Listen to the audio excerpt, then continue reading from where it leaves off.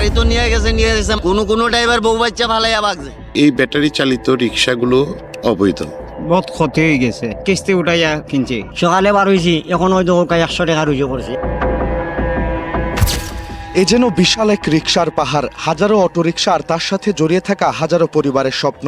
দীর্ঘদিন জব্দ থাকার পর অবশেষে মানবিক বিবেচনায় সিলেট মেট্রোপলিটন পুলিশ সেগুলো মালিকদের কাছে ফিরিয়ে দিচ্ছে। তবে শর্ত একটাই, মেট্রোপলিটন এলাকায় আর চলবে না এই অটোরিকশা।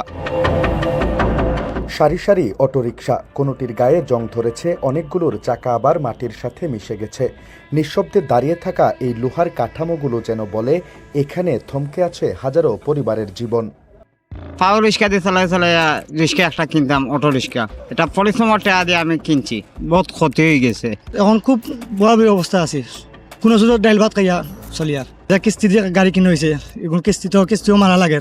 20-25 টাকা ঋণ পড়ে গেছে আরো। এসব ব্যাটারি চালিত অটোরিকশা নগরীর প্রধান সড়কে চলাচল করে প্রায়ই দুর্ঘটনার কারণ হচ্ছিল।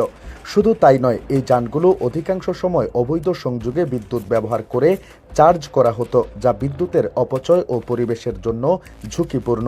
আর তাদের দুর্বল ব্রেক ও ভঙ্গুর কাঠামো সড়ক নিরাপত্তাকে আরও ঝুঁকির মুখে ফেলেছিল। এই ব্যাটারি চালিত রিক্সাগুলো অবৈধ, এদের কোনো নিবন্ধন নেই। যানজট, অ্যাক্সিডেন্ট এবং নানাবিধ সমস্যার মূল কারণ। বিদ্যুতের অপচয় তো অবশ্যই। তবে এক একটি রিক্সা ছিল আয়ের উৎস, এক একটি সন্তানের পড়াশোনা, এক একটি পরিবারের ভরসা। আর আজ সেগুলোই ধীরে ধীরে বিলীন হয়ে যাচ্ছিল কালের গহ্বরে। সকালে বার হয়েছি, এখন হয়তো 100 টাকা রুজু করছি। এই টাকা দিত বাচ্চা কাচ্চা রেখা পাইতাম, গড় ভাড়া দিতাম, স্কুল খরচ, বাচ্চাদের লেখাপড়া। খুবই কষ্ট করি আর আপনার। 2024 সালের অক্টোবর মাসে সিলেট মেট্রোপলিটন পুলিশের ট্রাফিক বিভাগ নগরীর সড়কে শৃঙ্খলা ফেরাতে কঠোর সিদ্ধান্ত নেয়। অবৈধ ব্যাটারি চালিত অটোরিকশা ও নিবন্ধনবিহীন যানবাহনের বিরুদ্ধে অভিযান শুরু হয় এবং 23 সেপ্টেম্বর থেকে এগুলোর চলাচল সম্পূর্ণ নিষিদ্ধ ঘোষণা করা হয়। গত 20 অক্টোবর থেকে এর পূর্বে আমরা মাইকিংও করেছি।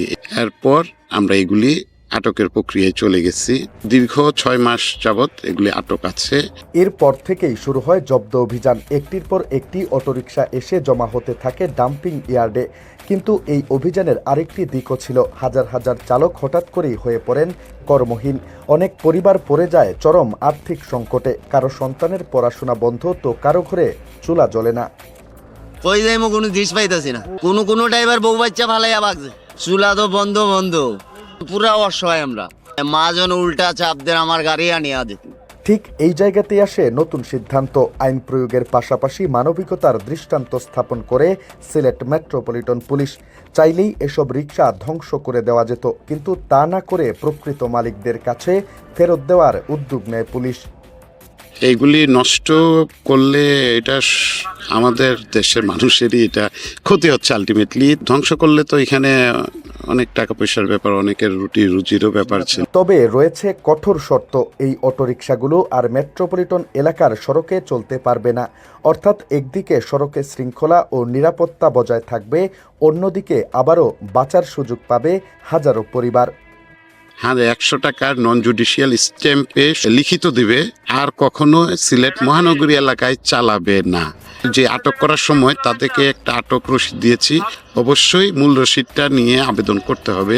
এনআইডি কার্ড, জাতীয় পরিচয়পত্রের কার্ডের সত্যায়িত কপি লাগবে, 2 কপি পাসপোর্ট সাইজের ছবি লাগবে রঙিন, এবং ওনার মোবাইল নাম্বার দিয়ে এই 5টা শর্ত আমরা রেখে আবেদনপত্র আমরা গ্রহণ করব।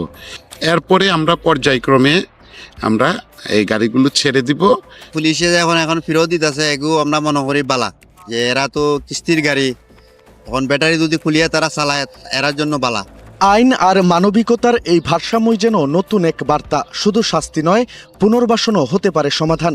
এই রিকশার পাহাড় তাই আজ শুধু জব্দকৃত যানবাহনের চিত্র নয়, এটি ফিরে পাওয়া স্বপ্নের গল্প। সিলেট থেকে নিবেন্দু তালুকদার, সিলেট ভিউ।